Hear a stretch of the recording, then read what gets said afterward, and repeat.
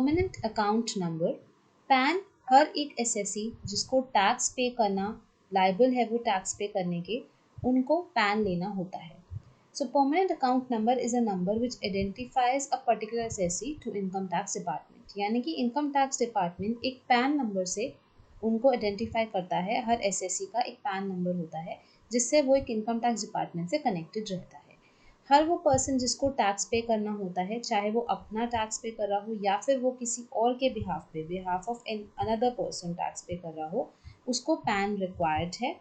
हर वो बिजनेस जिसका sales turnover 50,000 से एक्सीड कर रहा है, यानी कि 50,000 से ज़्यादा है, उनको पैन लेना ज़रूरी है. If he does not have one already, यानी कि अगर उनके पहले से ही पैन नहीं है तो उनको एक पैन परमानेंट अकाउंट नंबर लेना होगा. Now assessment year. Assessment year वो ईयर होता है जिसमें हम लोग टैक्स पे करते हैं. जैसे अगर मैं आपको बोलूँ कि अभी हमारा असेसमेंट ईयर कौन सा चल रहा है, तो आप बोलेंगे 21-2022 वाला असेसमेंट ईयर हमारा चल रहा है.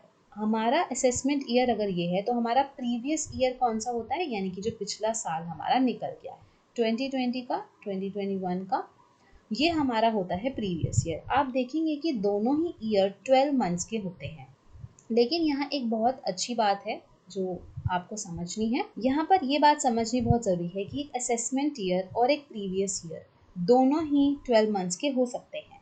12 मंथ्स के होते हैं, हो सकते क्या हैं, होते हैं. लेकिन एक बात यहाँ ध्यान रखने वाली है कि असेसमेंट ईयर हमेशा ही 12 मंथ्स का होगा, हमेशा. लेकिन एक प्रीवियस ईयर हो सकता है 12 मंथ से लेस हो, लेकिन वो एक ही केस होगा जहाँ पर 12 मंथ से लेस होता है एक प्रीवियस ईयर.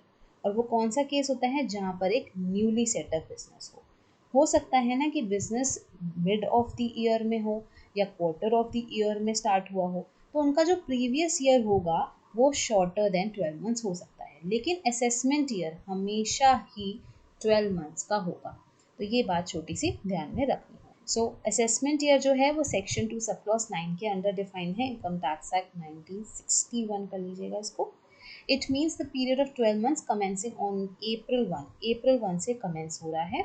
April 1 से कमेंस होता है हर साल और March 31 तक खत्म होता है. करंट असेसमेंट ईयर आपको पता है 2021-22 चल रहा है और हमारा प्रीवियस ईयर 2021 था. अब बात करते हैं प्रीवियस ईयर की. तो जब हम बोल रहे हैं कि previous year shorter than 12 months हो सकता है उन केसेस में जहाँ पर एक न्यूली सेटअप बिजनेस होता है.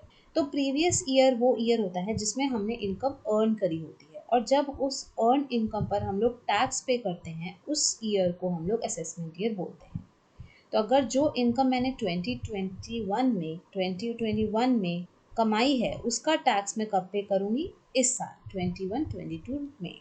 ठीक है. सो आई होप आपको समझ आ रहा हो कि प्रीवियस ईयर और असेसमेंट ईयर में क्या डिफरेंस है. It is also important to learn that all government business transacted on the basis of financial year which commences April 1 of the year and ends on March 31 of the following year. This period is also known as fiscal year. तो यहाँ ध्यान रखिएगा कि fiscal year किसको बोला जा रहा है. फिस्कल ईयर वो फाइनेंशियल ईयर होता है जो कि हम बात कर रहे हैं April 1 से March 31 तक. और एक होता है कैलेंडर ईयर जो कि हम लोग नॉर्मली यूज़ करते हैं डेली लाइफ में. हम लोग जो कैलेंडर देखते हैं वो January 1 से स्टार्ट होता है और December 31 तक ख़त्म होता है.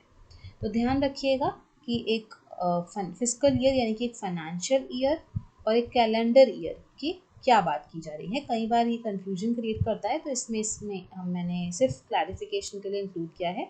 यहाँ पर जो आपको बहुत इंपॉर्टेंट काम आने वाले इनकम टैक्स में वो है previous year and assessment, but ये सिर्फ क्लैरिफिकेशन के लिए ज़रूरी है. कई बार ऐसी इनकम्स होती हैं जिनमें प्रीवियस ईयर इक्वल होता है असेसमेंट ईयर के, यानी कि वो ईयर जिसमें हम टैक्स पे कर रहे हैं, जिसमें हमने इनकम अर्न करी है, जिसमें इनकम हमने अर्न करी है, उसी ईयर में हम लोग टैक्स पे कर रहे होते हैं. तो वो कौन सी इनकम्स होती हैं, वो 5 इनकम है हमारी section 172, section 174, section 174A, section 175 and section 176.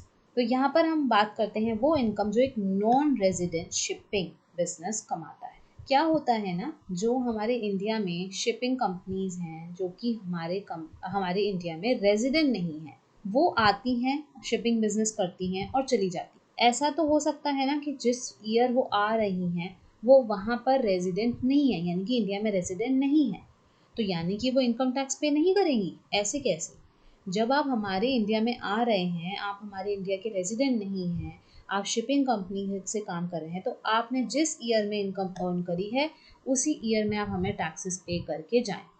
तो जो टैक्स होता है वो 7.5% ऑफ इनकम जो है वो टैक्सेबल इनकम मानी जाती है और उस पर टैक्स पे किया जाता है according to the slab rules.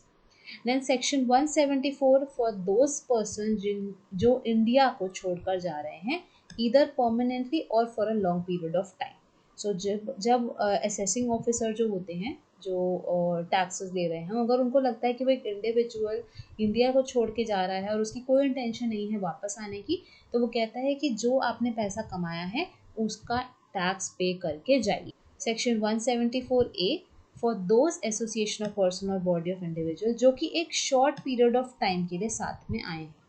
हो सकता है कि जो इंडिविजुअल्स हैं वो किसी पर्टिकुलर जॉब के लिए, किसी पर्टिकुलर काम के लिए साथ में आए हैं, हो सकता है वो 6 मंथ्स के लिए आए हैं सिर्फ, तो जो 6 मंथ्स में अर्न करा है आप वो पे करके जाइए, उस पर टैक्स पे करके जाइए, वो एक असेसिंग ऑफिसर कहते हैं। Section 175 income of persons trying to eliminate their assets, यानी कि हो सकता है कि आप टैक्स को अवॉइड करने के लिए अपनी एसेट्स को कहीं ट्रांसफ़र कर रहे हैं, कहीं डिस्पोज ऑफ कर रहे हैं, तो उन एसेट्स को बचाने के लिए अगर असेसिंग ऑफिसर को लगता है कि ये एक पर्सन अपने एसेट को कहीं ना कहीं सेल कर रहा है, कहीं ना कहीं ट्रांसफ़र कर रहा है just to avoid the tax, तो जो असेसिंग ऑफिसर है वो कहेगा कि भाई जिस ईयर में आपने कमाई करी है उसी ईयर में टैक्स पे करके जाओ, या उसका जो करना है करो, एसेट का हमें कोई मतलब नहीं है, हमें ये मतलब है कि भाई आपने अगर इनकम अर्न करी है उस पर तो आप हमें टैक्स पे कीजिए। सेक्शन 176 वेयर बिजनेस और प्रोफेशन एनी कर दीजिएगा यहाँ पे, वेयर एनी बिजनेस और profession is discontinued in any year. हो सकता है कि जैसे हमने बॉडी ऑफ इंडिविजुअल्स की बात करी, अब बिजनेस जब फॉर्म होता है तो पता तो नहीं होता है कि वो बिजनेस चलेगा नहीं चलेगा, कितने टाइम चलेगा, तो हो सकता है कि वो बिजनेस कम देर तक चला, तो अगर वो कम देर तक चला और उस ईयर में जितना भी कमाई की है उतना आपको पे करके जाना है। हो सकता है आपने स्टार्ट किया था बिजनेस अप्रैल में, ठीक है, और दिसंबर मार्च आने तक, नेक्स्ट ईयर ऑफ मार्च आने तक वो बिजनेस नहीं चल पाया और अक्टूबर में ही वो बंद हो गया, ठीक है, 21 का ही ले लेते हैं कि अप्रैल 21 में स्टार्ट किया और अक्टूबर 21 में वो बिजनेस को हमें डिसकंटिन्यू करना पड़ा फॉर वेरियस रीजंस। तो अगर वो आप बिजनेस डिसकंटिन्यू कर रहे हैं तो जितना भी आपने यहाँ पर पैसा कमाया है उतने पर टैक्स पे करके, ये ध्यान रखिएगा कि ये 5 ऐसी इनकम है जहाँ पर प्रीवियस ईयर इक्वल होता है आपके असेसमेंट ईयर में, यानी कि जिस ईयर आपने इनकम अर्न करी है उसी ईयर आपको टैक्स पे करके जाना होता है। तो टोटल इनकम के बारे में हम समझते हैं कि हम लोग कैलकुलेट कैसे करते हैं हमारी टोटल इनकम। तो सबसे पहला जो स्टेप होता है वो ये होता है कि जो हमारी 5 हेड्स की इनकम है, सबसे पहले हमें वो 5 हेड्स की इनकम निकालनी होती है। आई होप आपको 5 हेड्स पता हो, अगर नहीं पता तो आज पता लग जाएंगे। तो सबसे पहला हेड होता है हमारा सैलरी का, तो सबसे पहले हम सैलरी हेड की इनकम निकालते हैं। उसके बाद हमारे सेकंड हेड होता है house property, income from house property, उस पर हम लोग टैक्स निकालते हैं, इनकम निकालते हैं। उसके बाद हम क्लासीफाई करते हैं हमारी इनकम को पीजीपीपी, यानी कि profit and gains from business और प्रोफेशन, इसको हम डिटेल में सारे हेड्स को पढ़ने वाले हैं।